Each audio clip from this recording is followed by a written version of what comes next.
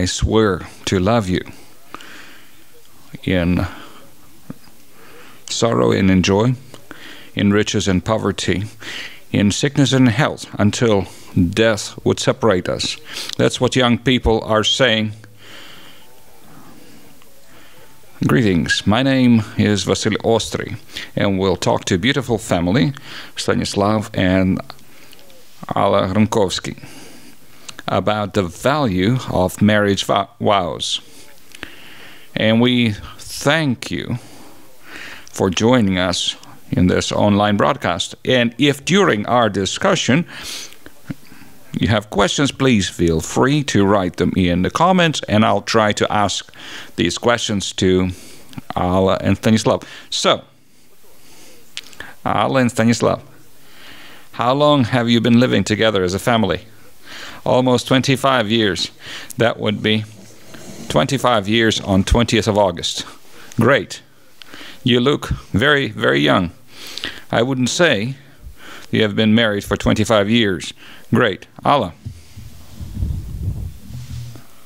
what do you like most in family life? Peace, atmosphere.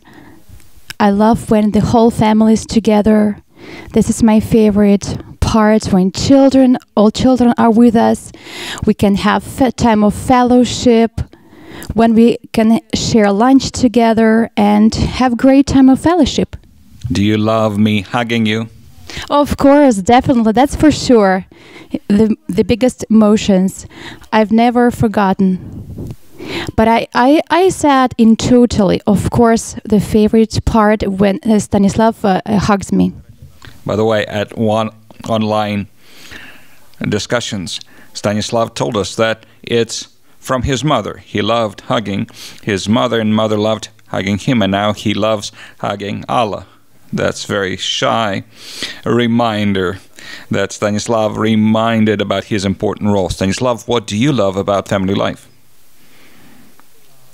I think, Vasyl, here on earth, there is something very special when you love someone and the person of your love responds in the same way. That's how God intended in the family. Reflection of something heavenly here on earth. If this is what we have, this mutual love, then that's the greatest thing possible. I know there are many things in common. You're one family. You say that you're not a public person, but in fact, you are a public person. Of course, your husband is more public because he's preaching. He's a famous consultant preacher, but you sing together. So, your song, Alla, one of the songs you have sung, has reached many views in YouTube. A couple days ago, I saw it was more than 65,000. So, what's the success of this song, in your opinion? The truth is, this song I sang for my husband, not for YouTube. That's why I don't know what's the secret of success. Maybe because he was crying. You think the viewers wanted to see Slavic crying? Yes, but to become serious, this was my wish. Happy birthday to him. That was my song, a surprise. Slavchik did not know anything about that. That was made secretly, but it was successful. It worked. My son helped me in preparation. So it was the song of my gratitude, appreciation. At that time, I wanted to thank him because before that, there was kind of hard time in my life. So I wanted to express my gratitude to my husband for his care about me, that for who he is. Great. Stanislav, how was that gratitude? It worked. Alla said it was very secret. They wanted to make a surprise. Was it surprise? Yes, really.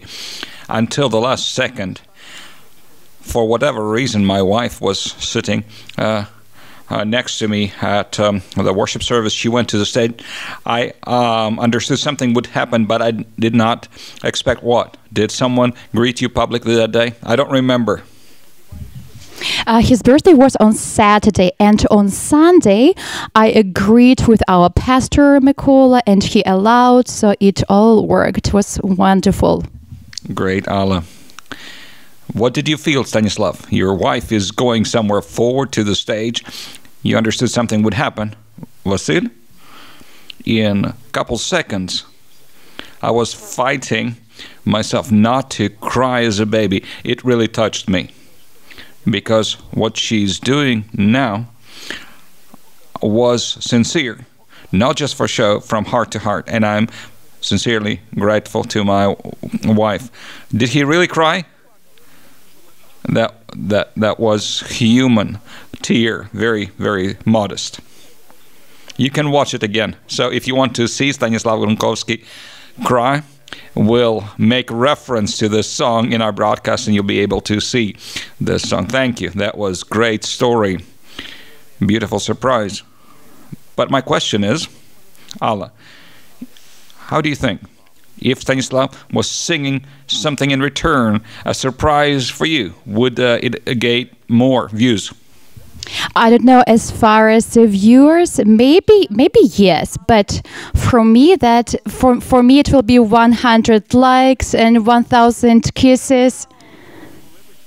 Well, it depends what song he would sing and how he would sing. I think yes. I'm very sentimental, I'm very sensitive. And Stanislav? Are you sentimental? What do you think? I think yes. That's true. Very emotional, right? Good. We know that Stanislav is famous speaker, famous preacher, famous motivational speaker and consultant. So how can you be a wife of such a public person, famous person? Is it easy? He's often away from home. For me, first of all, this is a loving husband. This is a good father for our sons. This is a caring son of his parents. And I feel very great being with him, with this person, the way he is. I never thought about his popularity. I feel great just be with Slavik the way he is. Don't pay attention to Vasyl. He really overestimates my popularity. But he's just the way sinner as I am, as me, but more popular sinner. That's great. How do you live with a sinner that is more popular than other sinners? Very nice formula, Alla. My question for you is about, well, you say Stanislav is family consultant and sinner like everyone. What are family problems family consultant would have? So you mean right now at this period of life? In principle, now or before? Over 25 years almost, we went through different stages, different crises in our wedding life, our marriage life. But if we talk about this present time, we get into a very interesting season we've never been before. Not very soon our middle son will get married and will have a daughter-in-law, and we have 3 sons, and I don't even know how to tell you about my feelings. They are mixed. And where I'm leading to, I understood that I'm a mother that wants to control everything. I never thought about it this way, about myself this way, but in reality, that's the way it is. So Slavik, as a family consultant, he has a problem with me. So he tries to make me not to go behind the boundaries. He tries to keep me within limits. He reminds me that children have grown up, they're adults there, and we need to give them opportunity by themselves, by their mistakes, to learn by their mistakes. And also, we have one of the sons is a teenager, and we have the same challenges as families have where children are teenagers. Thank you for your sincerity. Stanislav, how can you become a popular speaker and consultant? A speaker and consultant. Right. Preacher, speaker, consultant. Honestly, for many young people, and maybe not so young, in Ukraine and outside, they look at you as a model. So, I'm very serious now. I think, Vasyl, that for a Christian, you should not set popularity as a goal. But when you seek to be the most sincere in your service to people, most wise in your ministry to respond to their pain, their worries, their concerns, be bold and honest. If this is your goal, maybe popularity can come for some as additional bonus, but this is very unreliable thing, and we know that. You should not seek it for sure, and I thank God that I have never seeked it, and please help me not to seek it in the future. I will help you with that. Thank you. You're very humble and nice and kind family. When I talk about popularity, I'm not saying that you were seeking it, but thank you for your advice and answer.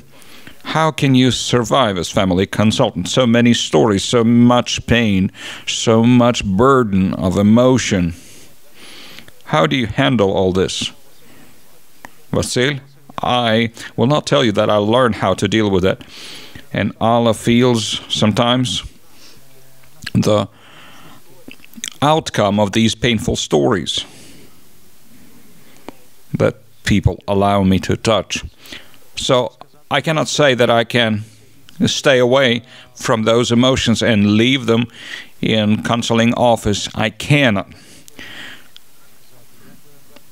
Honestly, Vasyl, I only learn how to be to show empathy, but also to be able to give it to God's grace in the right time, remembering that there are other people, family, that I need to care for. I'm just learning this wisdom and art.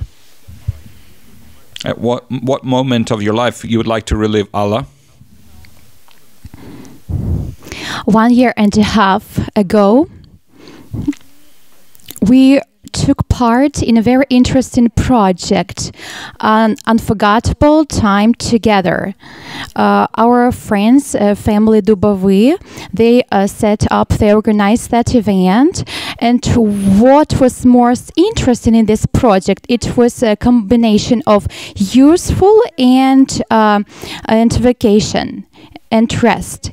And also, the project was interested that during that trip they were businessmen. They were not just having rest, but they also paid for this pleasure for pastors with their wives. May God bless them. So that atmosphere, people there, the place where the whole place where everything took place, the seminars, rest. It was a wonderful emotion that I would like to live again. That's true. This memorable time together should happen again. Amen. Stanislav, what was the most difficult decision in your life? Most difficult?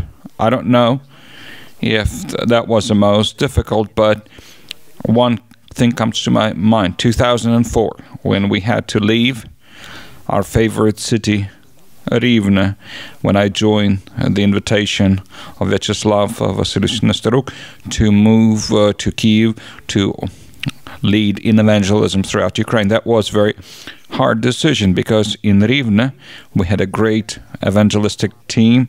We started fantastic church grace.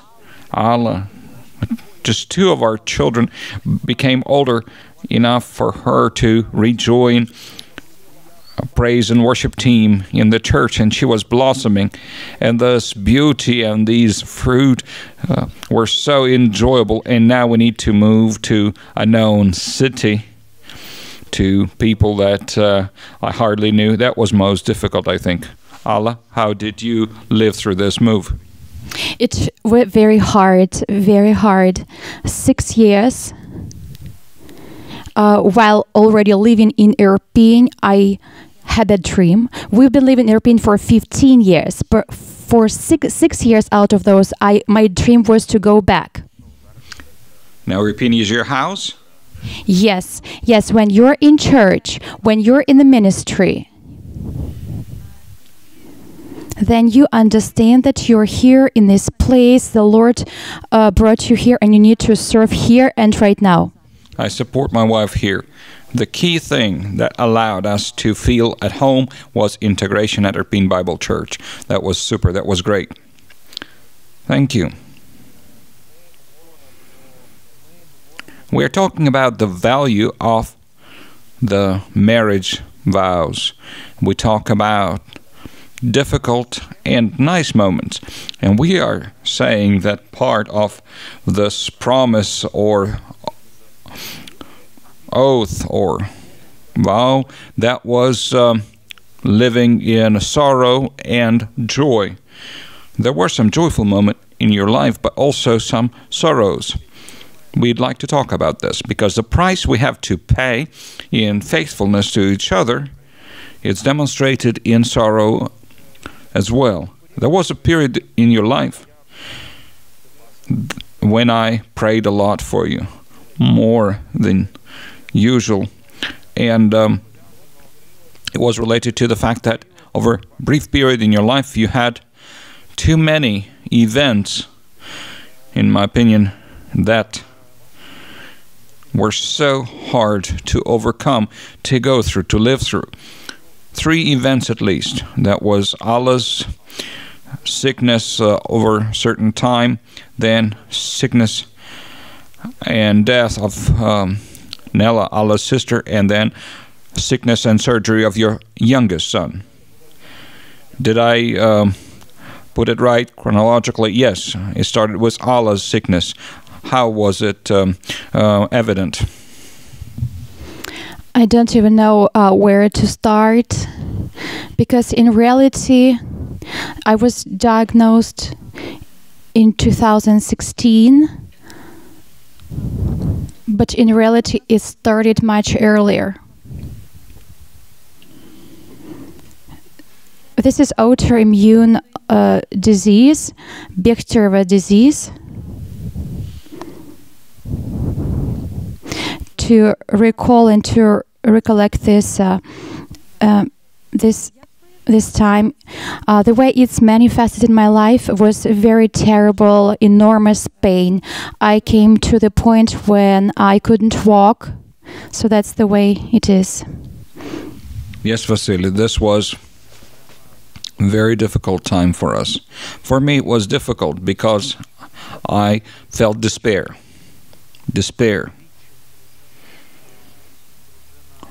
My wife is in bed and she's in terrible pain.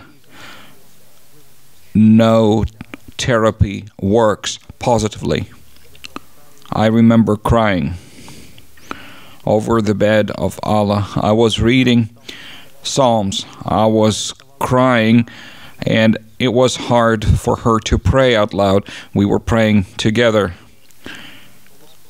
We had attempt of treatment, but there was very little result. And I want to recognize the fact that my wife is a very powerful person. I saw it again and again. As soon as I read a couple articles on this bacterial disease, I was scared. I was terrified with forecasts that doctors gave. I looked at the pictures and I could not read on. Alla continued reading. She wanted to find something that would help fighting this disease. Our son, student in the United States, was looking for English resources, English language resources, and we discovered that radical change of food or even full abstinence from food would help. And the fact that my wife is sitting with me, walks and travels, there are 2-3 reasons. First, of course, was prayers of hundreds and thousands of people that I was not ashamed to share my pain and despair with. My friends from Baptist, Pentecostal churches prayed, Orthodox and Catholic prayed. I just want to add a couple of words in this moment. There was a time when I was ashamed. I was like, Slavik, please don't let people know that I'm sick. I don't want that. But the time came when Slavik, he just make everybody know about that, and he made everybody pray about that. He told a lot of people, and I'm thankful to him about that. And if as we as Christians, we don't want to burden somebody. We do not to put something on others' shoulders. But if you have such a moment when you cannot do it by yourself, you need to ask, you need to plead. And I am persuaded, because of the prayers, only prayers, I'm here right now, sitting, and I can work, and I can do everything. I'd like to add something. Alla was in fasting 21 days. She was not eating anything, just drinking some herbs for 21 days. And it took some time to get out of that fasting, and she changed her diet completely.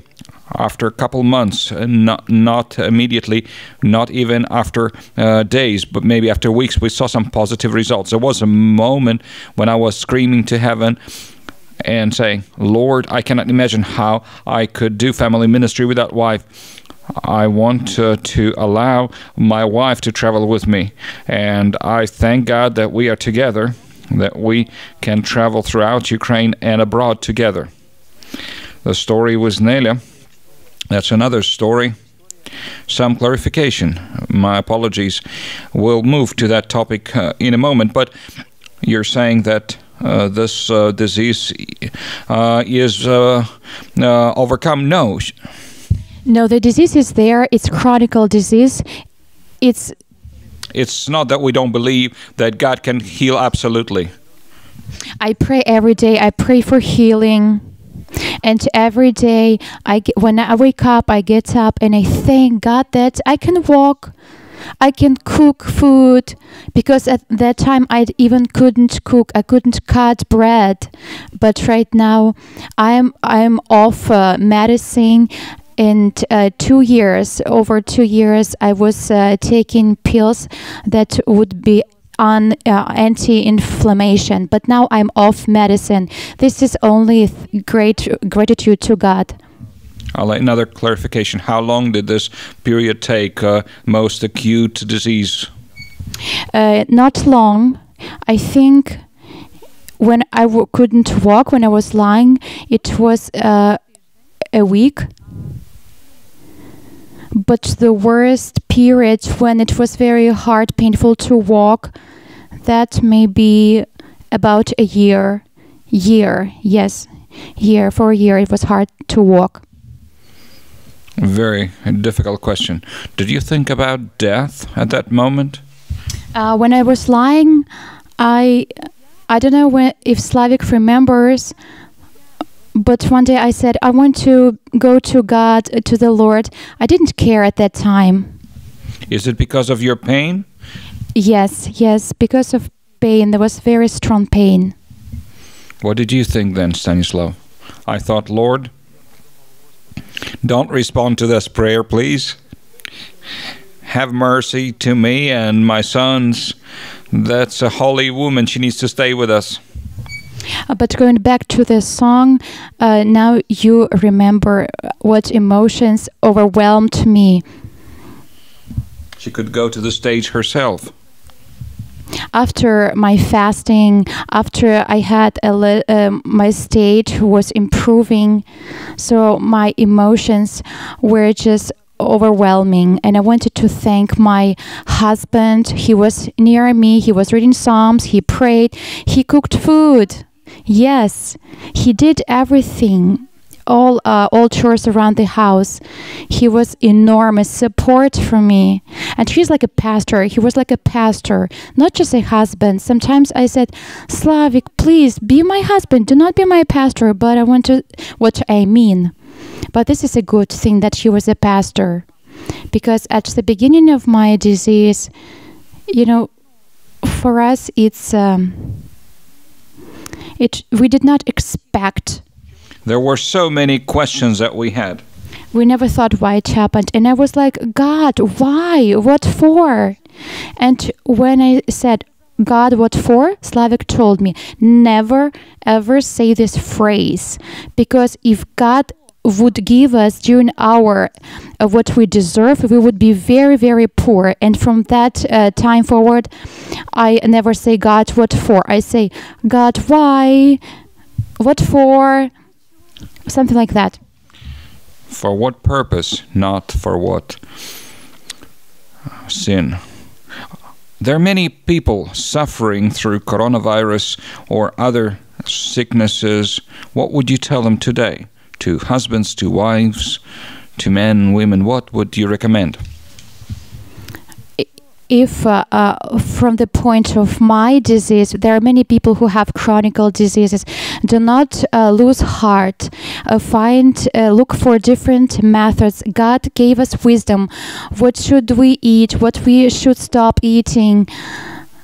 And put all your trust in God. So in this collaboration with God, there is something that you can do, but there is something that only God can do, and you can trust Him. So don't be lazy. And of course, try to support from your relatives, from friends. This is very important. I have nothing to add. Okay, let's move on.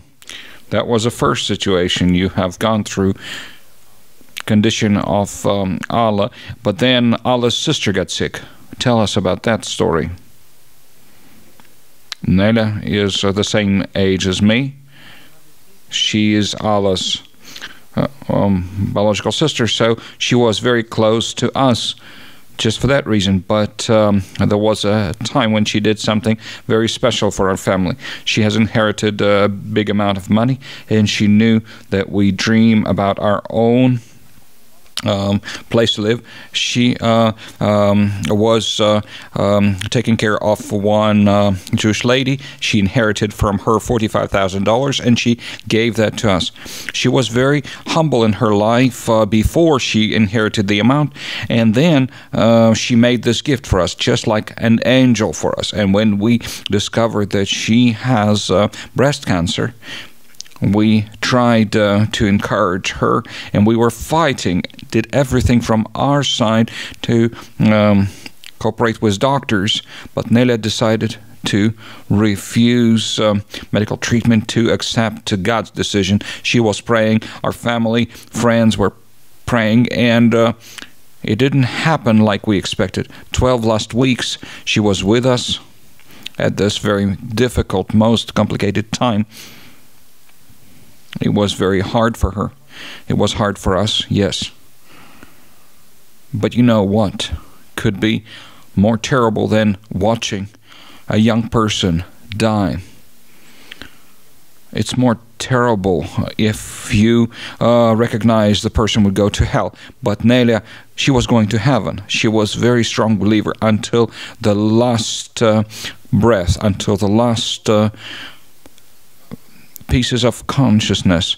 We were learning as well to be patient, to be sacrificial. It was most difficult at night because we had to be at her side 24 hours. Now she's with the Lord. She went there and she made a beautiful impact in our life, very positive impact. Do you remember some special conversations, words she said, or requests, or her emotional internal state during her sickness? You know why I smiled? Because I remembered when she wanted me to bring food from McDonald's to her. She said, Pastor Stanislav, something from McDonald's, please bring to me. We knew that she would not feel worse. It was so sweet. Yes, every Sunday there was a period she wanted something from McDonald's, and Slavik every Sunday would bring to her. And because it's also for the whole family, not just I don't eat McDonald's. So Nelly was the reason for the holiday in our family. You see, Vasya, we took her to be with us. She was in a state, she could not walk, she was lying all the time. And some of the last words that I would remember, I have none, but as Slavik has told, until the their last breath, she believed in God. He never was disappointed. She became to the point she understood that she was wrong, that she did nothing on her side as far as her health treatment. She refused medicine, but it was too late, and she was not disappointed with God. And for me, it was comfort for me. I'm very sorry that I made a lot of mistakes as far as with her. What would you advise to people? This is life. People make decisions. Adults decide one way or the other for treatment. So, very close person to you, your sister, your relative, refuses pills, treatment. What were your feeling concerns? Did you try to convince her? So this is about the mistakes that I want to say. I tried to persuade her with all the efforts, but from the beginning it was calmly, quietly, but then I became indignant because I wasn't succeeding in that. At that period, I spent time on some strife. She was an adult person. We told her it's not a good decision. Because God heals in different ways, through doctors and through medicine. Doctors and medicine are powerful instruments in God's hands because God allows doctors to discover solution for our health. If advice, my advice is not to spend time and all this striving and fighting. I should have let go. She is an adult. This is her decision. God hears her and me. That means that even when you disagree with somebody else's decision, you should respect that person, respect the decision they make. Another thing to add, without doubt, this is a challenge to those who are caretakers, to be very patient, to be very gentle to these whims or surprising requests. But we are on this side of the wall now. We understand you should be patient. You should be caring. You should be humble and providing for those whims. Not everything they ask should be given to them, but after the person has gone to eternity, you think back and you think about moments that you should have behaved wiser, kinder. So I suggest we should be loving and caring and fighting. And also ask for help. When you have a person who is sick and lying, ask for help, because we couldn't have dealt by ourselves. My older sister would come every other weekends, and she would, like, Friday, Saturday, and Sunday, and half of Monday she would with our sister. Another important detail, Vasyl, we discovered that in Kyiv there is a foundation to assist the people with cancer, palliative care. And imagine, we have received free of charge this oxygenator, this machine that provides oxygen to the blood of the patient, and other aspects of their system was free of charge. We're thankful to God for these foundations. We have not realized there are so many kind people who would help. Thank you very much for speaking in such open manner about difficult things you lived through. Over that period of time, you had another situation with your youngest son. What happened with him? Well, here the story is very short. They had lowered brow. We thought it was due to a sinus infection, but when I moved forward by more than 1 centimeter, we have consulted neurosurgeon. You could see visibly eye moving forward. Yes, we discovered that we need to find another specialist.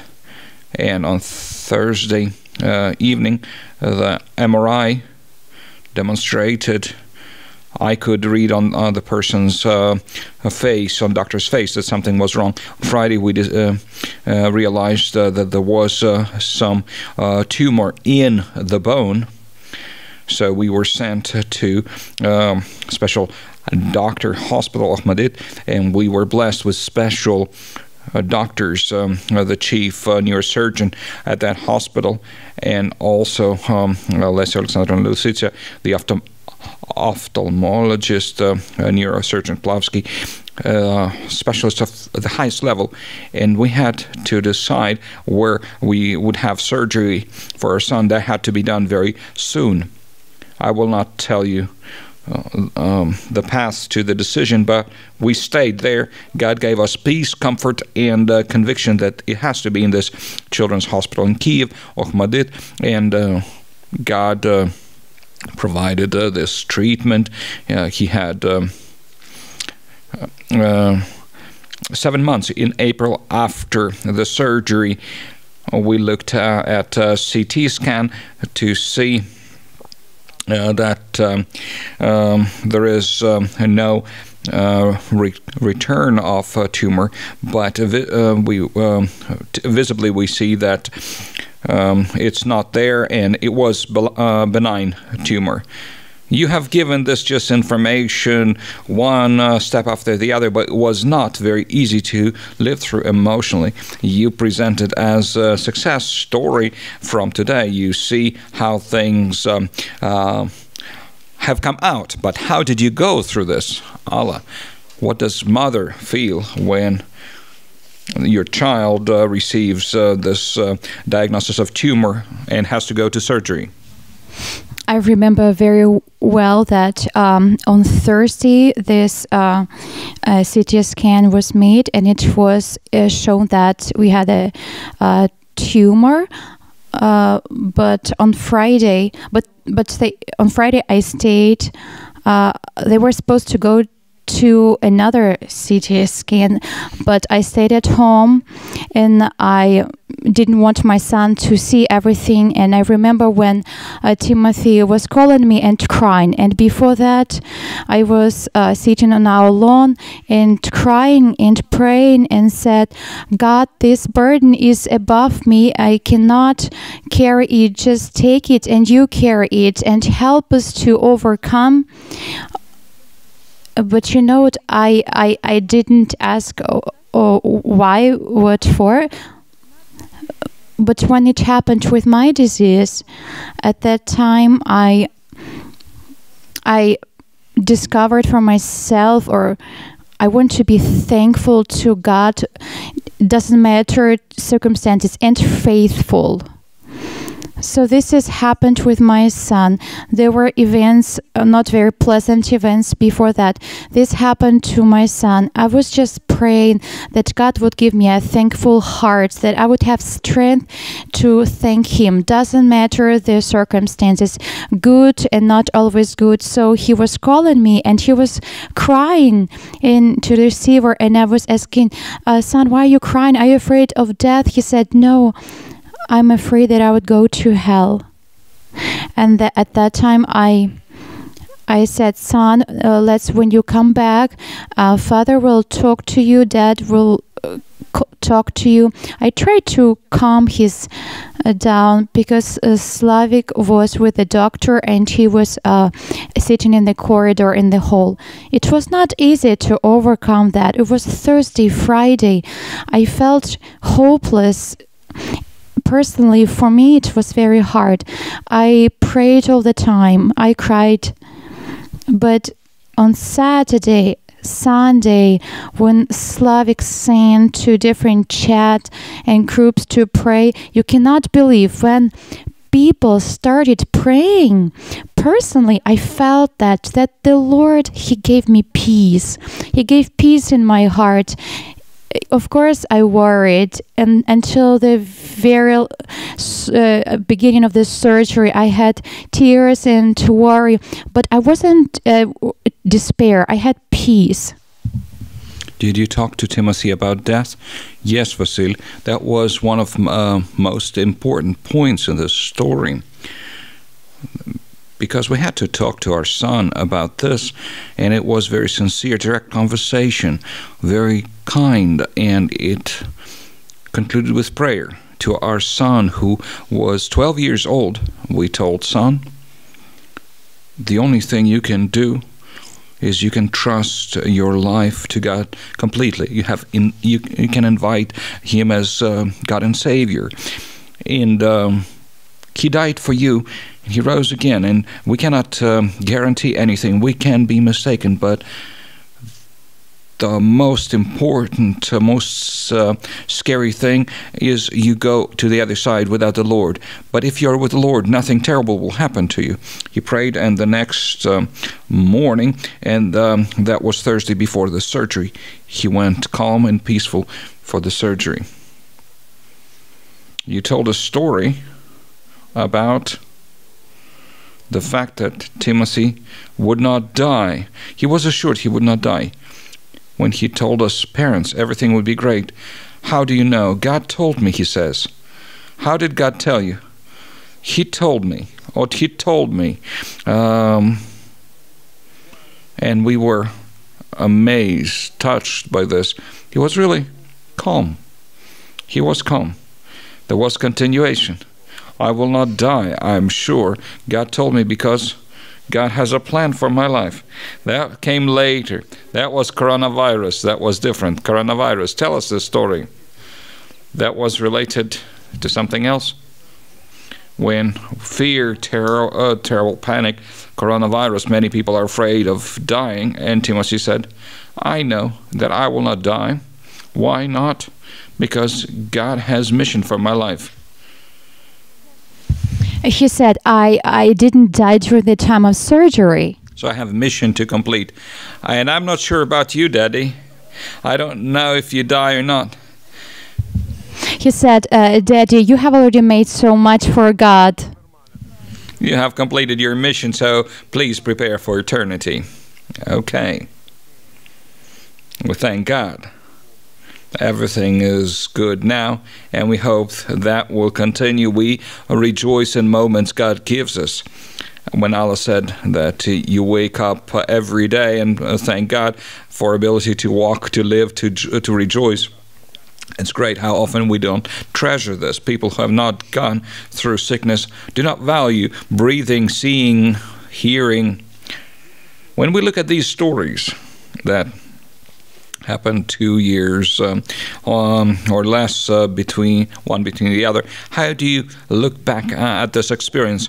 Are you already calm? When you are in the eye of the storm, you just respond with the way you are. But now looking back, what are your observations, conclusions, decisions?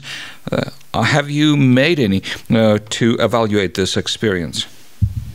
If to talk about me, yes, I made some conclusions. When I was looking after Nelia, I made a number of mistakes, and I also made some conclusions for me what I should not do. If about my story, just recently, I think on Friday, sometimes I want to have a painless life because there is pain. It's not as intensive as it used to be. And when I sometimes become sad, I remind myself that I've been on medicine for 2 years and I'm off. Be thankful for every moment of my life that I have.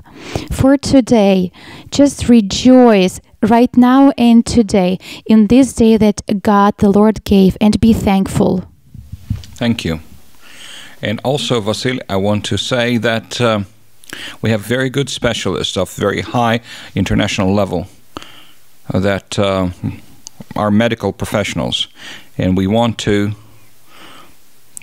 for people to know about them, that these specialists would grow in career and have good, worthy salaries.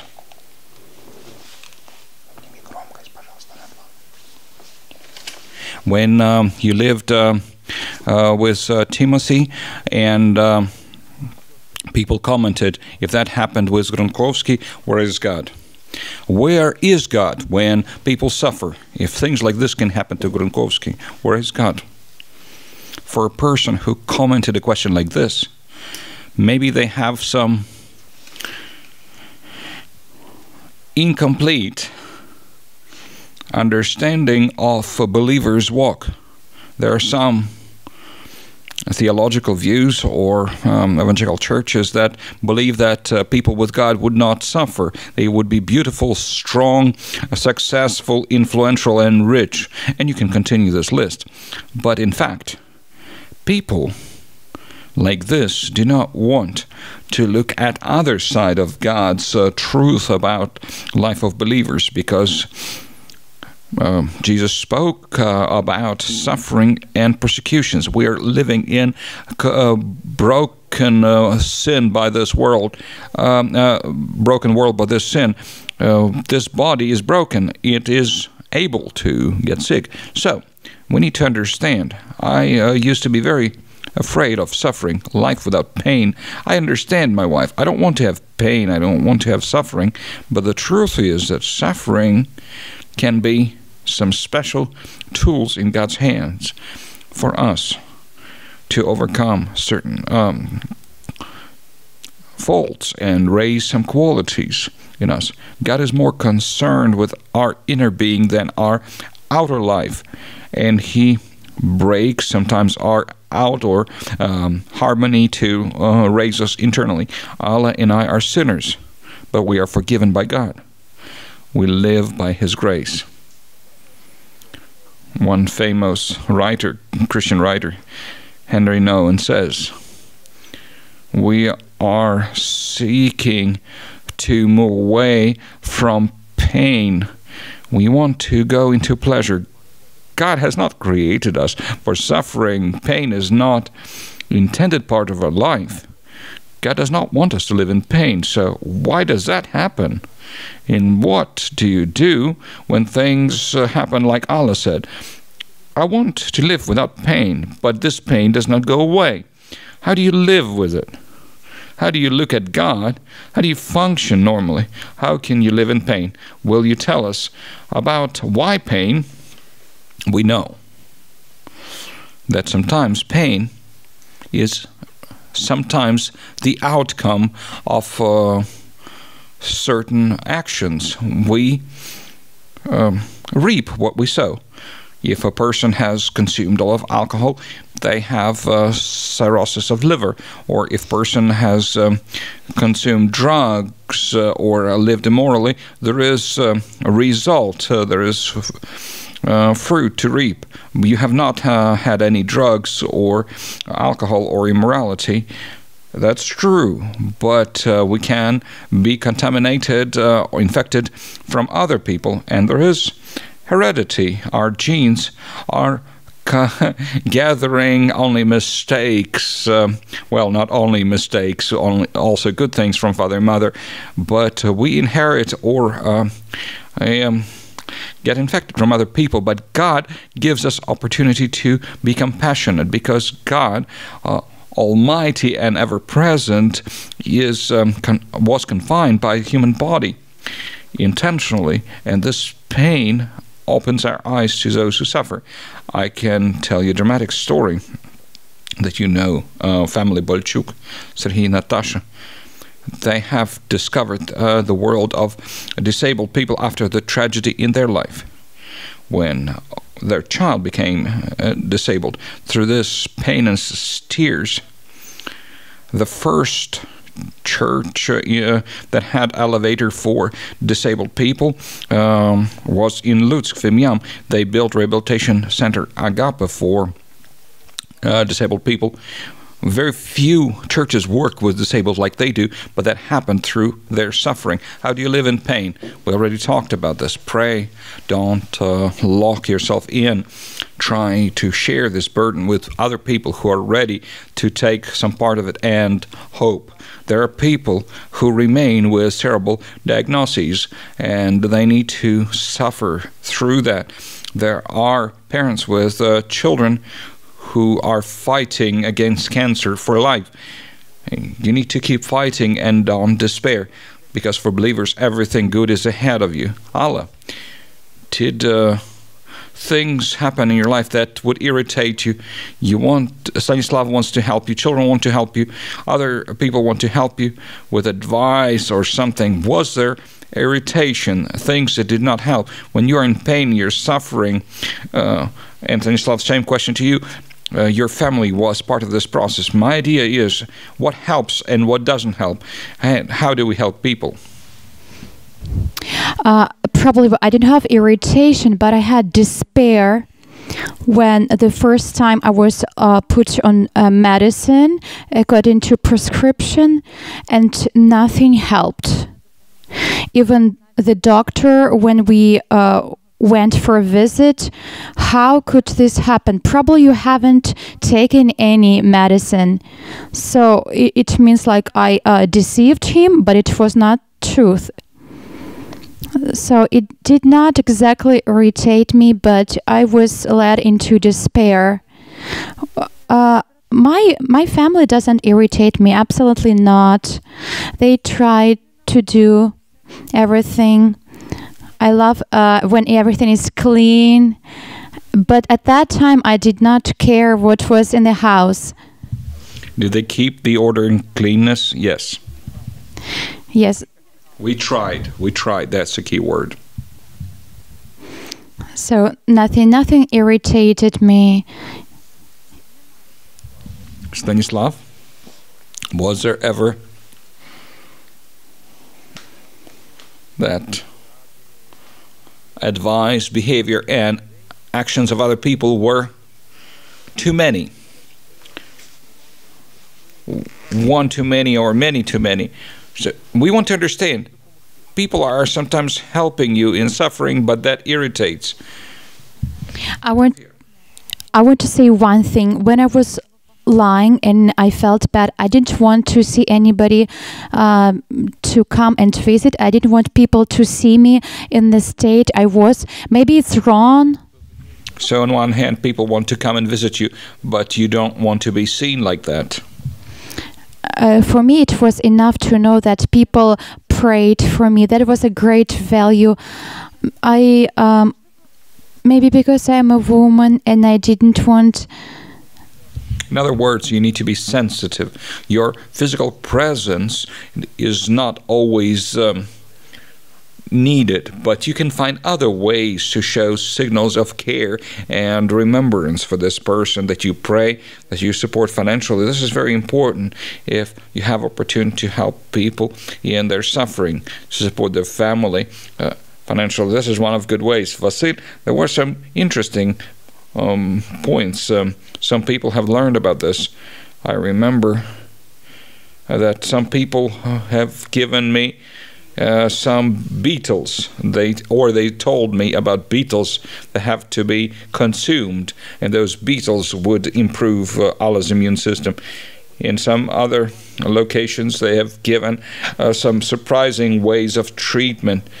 People were trying. Did you hear about those beetles? Yes, Slavchik told me, but people tried sincerely help. Sincerely, and I think it's important not to be irritated at these attempts of people, but to understand. But people who try to help should not be imposing because they think that they hold panacea from this disease. If you start consuming this, you'd be healed. Be careful with such statements. So don't show panacea, don't offer solution. Just provide assistance. Let me say, you should be very sensitive not to insist. Do not claim that you hold 100% healing. recipe. Thank you for sharing your stories. And I'd like to talk to our viewers. If you have questions, you can ask them right now for Stanislav, for Alla. I'll read some comments with your permission. There is someone who is thankful for beautiful project, your beautiful couple. Thank you for your testimony. This is evidence of how marriage vows are fulfilled in joy and in sorrow. Someone is greeting and congratulating Stanislav with tomorrow's birthday. Okay. Busted. They have discovered this biographic detail. Thank you. Congratulations on your birthday tomorrow, Stanislav. Thank you. Some more questions. How do you find time for quality relations building? Now, we are in quarantine, so it's simpler, but Stanislav travels a lot. So, how do you find time to build good relations to each other? Should I respond? I travel with Slavik very often, if it's a family conference or a family event, and I'm with him, and I enjoy that very much. Especially, I love to travel around Ukraine because we go to some gasoline station. We buy a coffee. I take from home some sweets. We buy coffee, and in these little things, just observe God's presence. I remember we went to Shostka and we went to the gasoline station, and I said, remember, Slavik, there was time when we couldn't afford to stop here and to buy coffee, and now we can afford that, to stop by a gas station and to buy it so kind of neat. We find time. Of course, as a woman, I would like more of that time, like any woman would love that. But during the time of quarantine, Slavik has some online meetings. And before quarantine and during that time, we have a tradition to drink coffee together. If we cannot do it in the morning, then Slavik, during the lunchtime, his job is very close from our house, so he can go back home and just drink coffee with me. That was before quarantine. Now I'm on leave. But Allah is talking about present time when our children have grown to be mature, independent, and we are more mobile. It's easier for us to get up and move. When children are small, it's very hard. And we have experienced this. We know this. Children are a great challenge. And if you can find babysitters, that would help. If you ask for family or friends to help with your children just for a couple hours, for you to walk together, to get the load off your mind. Sofa time helps. These 15, 20 minutes when husband and wife come from work and they can sit at sofa and talk about the day.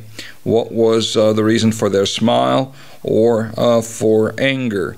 What caused hope, inspiration, or despair, disappointment, or fear? This moment, 15-20 seconds when we put children to bed, and when you have 20-30 minutes to use this, and you know that someday children will grow up. Just be patient.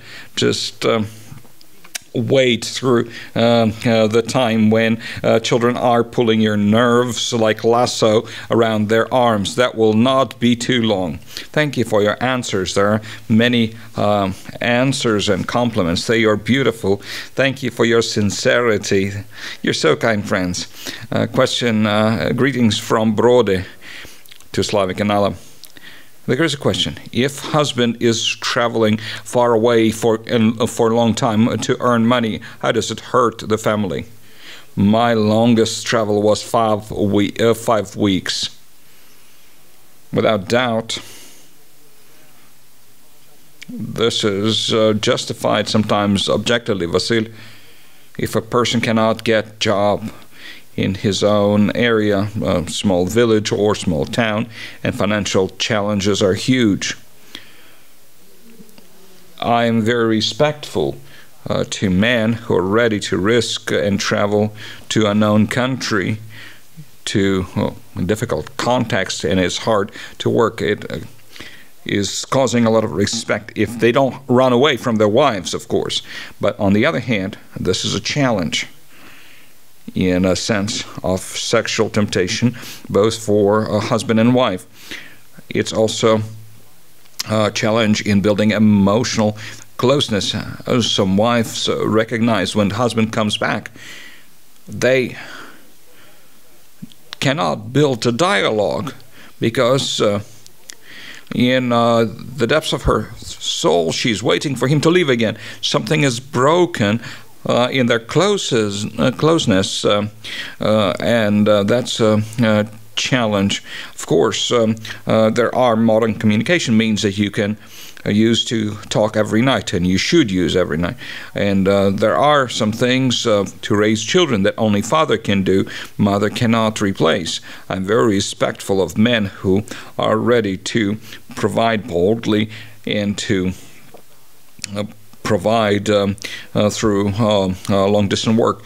If you can do it in short periods of time, or consider taking your children and wife to the country of your work, and be very careful to feelings of your wife to each other. Okay, marriage vows. Let's talk about this. There's a project that you implement. We implement together as a team of family ministry of European Bible Church, renewal of marriage vows. 2 times in our history, we have organized this unique, beautiful project for those married couples that have been married for a long time. Some were wed in the church, some not in the church, just in the government institution, but they want to refresh their marriage vows to relive their wedding despite the fact that they have been married for a long time. This practice of renewal of vows comes from the Bible. Israel has restored their relationship, their vow to God several times, and there is a metaphor of relationship between God and the nation, as God being the husband and the nation being the wife. So before we celebrate renewal of vows, we have a lecture and then or presentation, maybe 1.5 hour seminar, and then it's concluded with renewal of vows. Last time it was at Irpin Park of writers, and senior pastor Mykola Romaniuk would give instruction. There were real marriage vows that were printed out and given for memory. There was an orchestra. It was very beautiful and nice, inspiring, and very spiritual. Alla, did you make renewal of marriage vows? So Stanislav and the team organized that, but maybe we'll do it for 25 years. Maybe that will be a surprise. We don't know. Stanislav, family consultant, you're preparing couples for marriage. Are you talking about these marriage vows, special text, or do they write those vows themselves? At the ceremony of a wedding, that's my question. You're pastor of the European Bible Church and your colleague here. In ceremony of wedding, there are 2 most holy moments. The first most holy moment is pronouncing wedding vows. Remember this text in the Bible when a man should leave father and mother and join in with his wife. This merge happens at the moment of making this promise, this moment when unseen cords of love tie these two persons into one. They pronounce these words in hearing of witnesses in heaven and the church. There are different scenarios. The simplest way is I ask a question to the groom and the bride. Do you promise? And I list things, and they say, yes, I promise. Sometimes they prepare their own wedding vows that makes ceremony maybe more unique, more special. However, sometimes too much excitement of the bride and groom limits their heart and soul, because they are afraid not to remember all things, or not to read all things. But that's moment one. Second moment is prayer, because they can always promise more than they can fulfill with their own strength. So they need God. So this new couple, with parents and with the church, they pray to God to give them power to fulfill those vows. That's beautiful. Do you remember your marriage vows? We didn't have any. Our ceremony of wedding was done by Vyacheslav Vasilievich from our church. He just made a question. Yes, at that time, a wedding ceremony did not have vows. That joined in later. I remember when Pastor Andrei Kornichuk was wedding us, he gave us microphone. Okay, now you speak. Okay, so we made a sincere promise each. So some couples are preparing vows, some are trying to say something on the spot from the heart. Some more comments, but we are going to conclude soon, so please write if you want to ask something. Greetings from Prague, from the church in Prague. Very nice. Greetings from Brylivka and blessings of God to you. Greetings from Rivne, Roman Korbatsky. Very nice comment. I just had lunch with children, and I told them that this beautiful man with his beautiful wife was driving us in Ostry during our wedding. Blessings to you, Korbatsky. Greetings from Crimea, from Kerch. Yuri Visloushkin and his wife. Question: what advice would you give to parents of teenagers? Life hacks that work. So, my beautiful.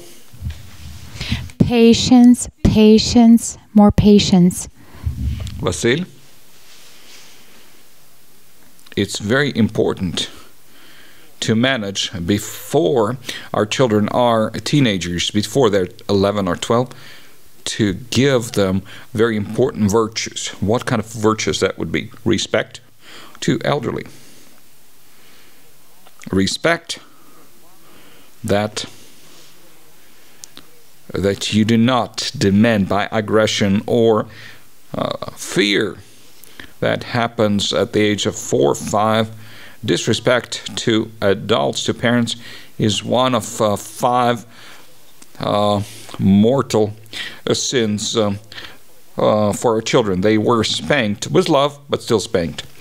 When they respect you, not for fear, but because you are a person who keeps the word, makes promise and fulfills, because you love, because you hug, you spend a lot of time with them.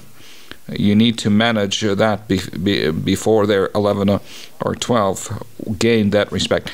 Another virtue is honesty. It's very important for children not to be afraid of honesty with parents. If they think of something stupid like smoking, they need to come honestly, Daddy, let's go have some smoke.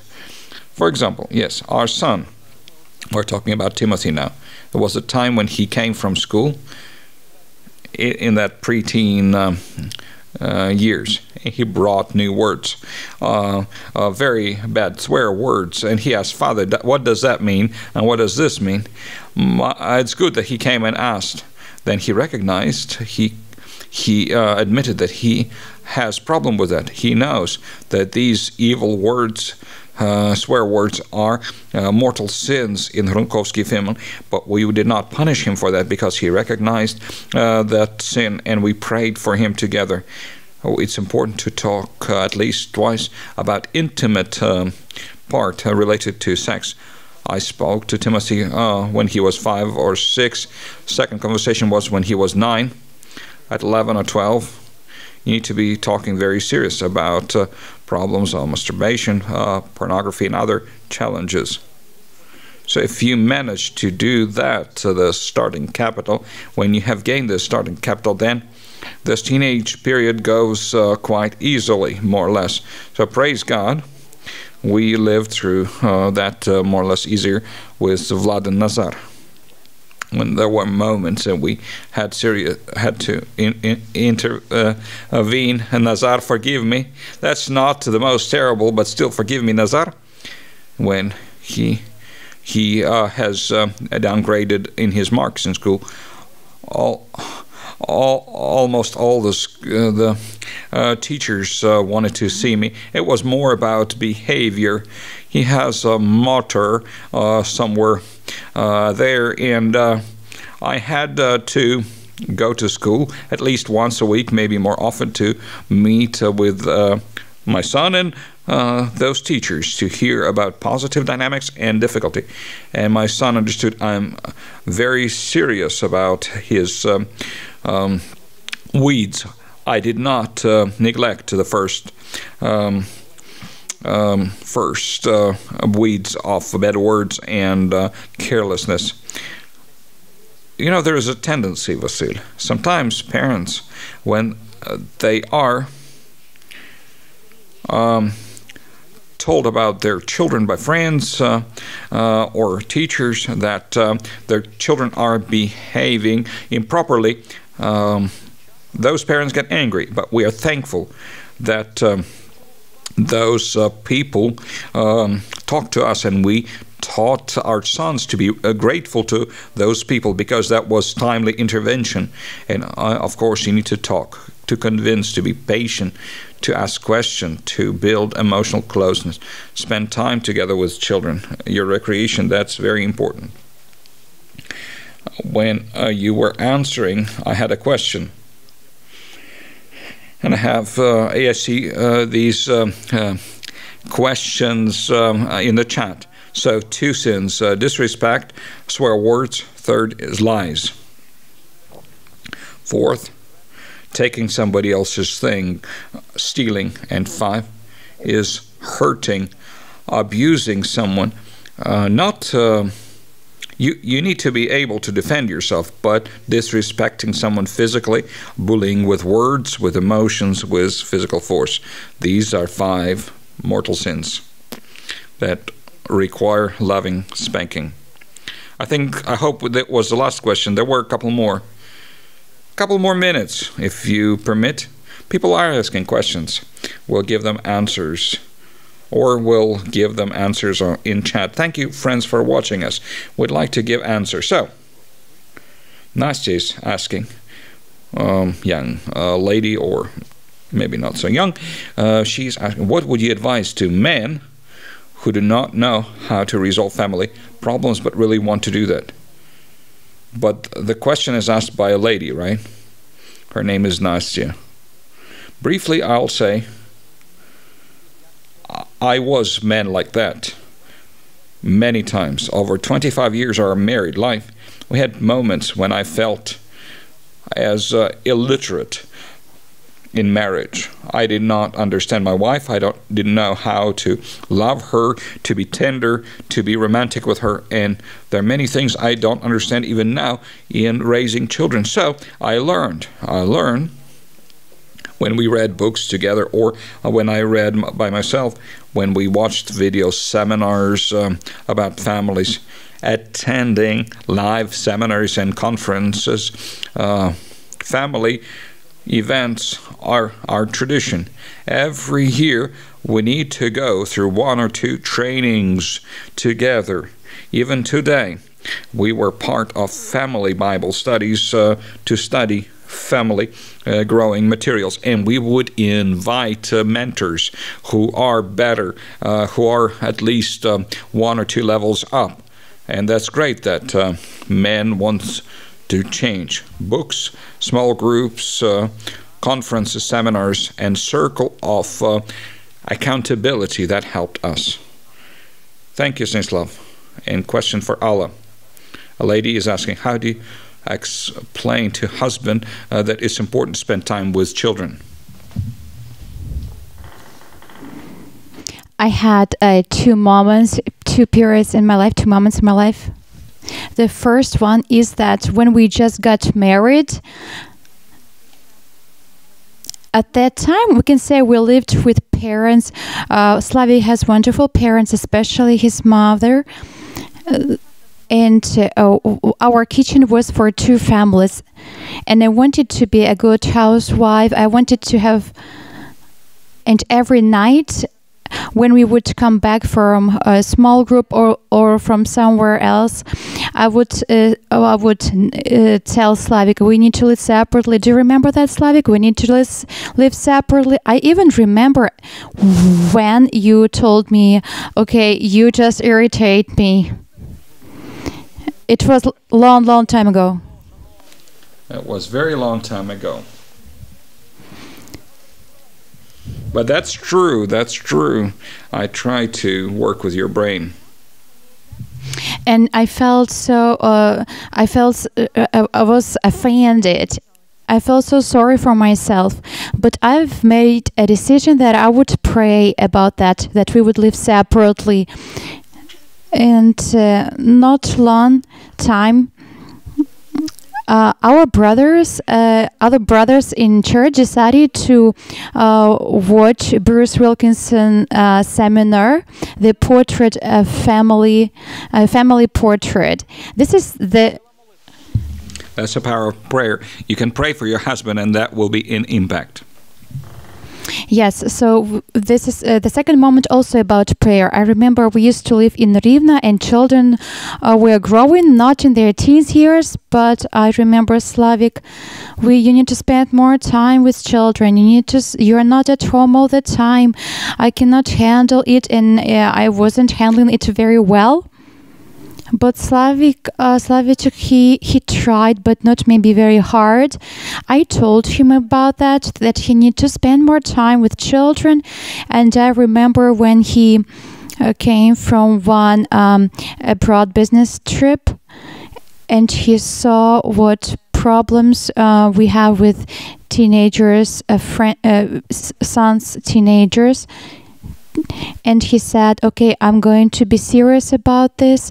And you tried to spend more time with children. And also, together, we watched different seminars. We were in small groups. We went through some teaching, but it's always together. I'd like to add as a husband, Vasyl, please. I prayed and talked to him. Sometimes I would nag, but sometimes normally. She was praying and she was talking. But how do you talk is important. Sometimes wives have this temptation of speaking directly, preaching to the husband what he should do or what he should have done but did not do enough. This direct intervention for many men, even when she is objectively correct, causes men to get defensive. So, when we talk to people, but especially for wives, we need to learn the art of asking the right questions. To organize a romantic date with a husband, make this celebration surprise, but then prepare some intended questions, very good questions. For example, my love, what do you think in your life could be the greatest achievement? The next question, my loved one, what would you want people to tell about you at your funeral? My beloved one, imagine that your children would be put on the spot to tell about you. If you go to heaven tomorrow, God forbid, what would they tell about you? Just some questions that came to my mind right now. But the idea is asking the questions that would cause the husband to respond and to make new discoveries. That's the wisdom I recommend. One last question. How can wife help husband to become spiritual leader? Alla? How do you help him? I just love him. I'm obedient to him. I respect him. I support him in what my husband does. I encourage him. They tell that we are very weak vessels, but in reality they need support. Just hug. Alla, what if I was very lazy? What would you do? I don't know.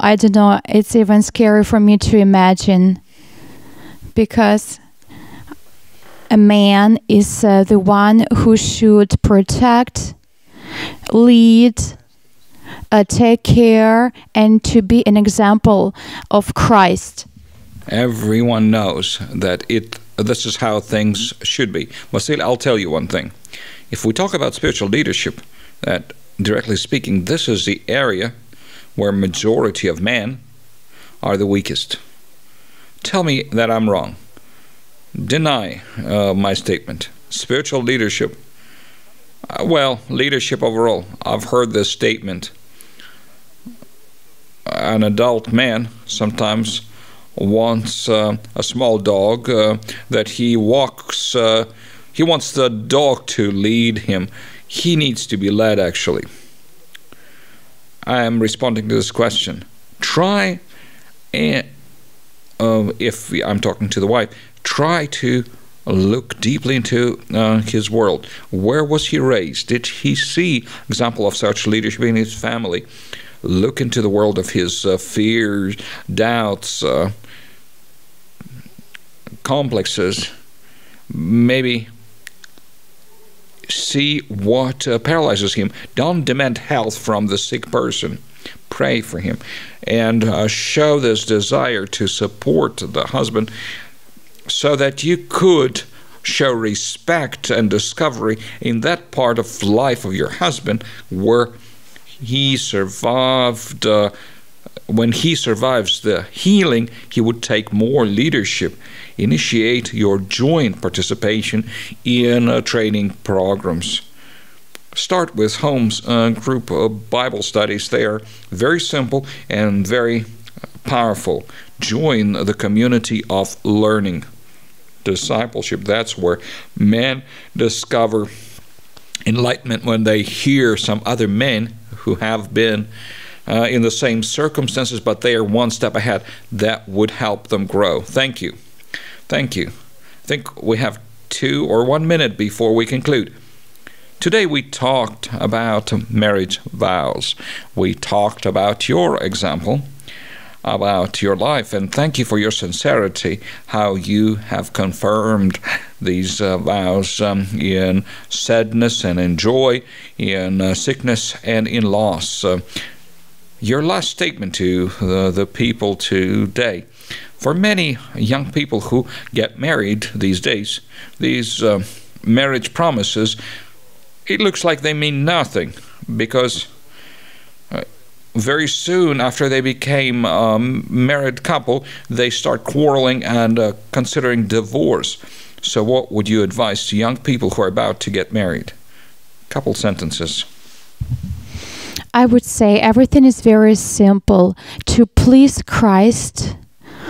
When we please Christ, me as a woman, I talk to women, please Christ, and do not expect. Sometimes we have expectations, and that's okay. It's naturally when we have some expectations, but when these expectations do not come true from the side of husband, when they do not come true, do not realize. So what to do then? To be faithful to Christ and to please Christ. Do what God wants you to do. First of all, please Christ. It seems to me that when a person pleases Christ, then it would be easier to please her husband, to love him, even with all his faults. This is my wish. Thank you very much. And I'll continue this very wise, on-target recommendation.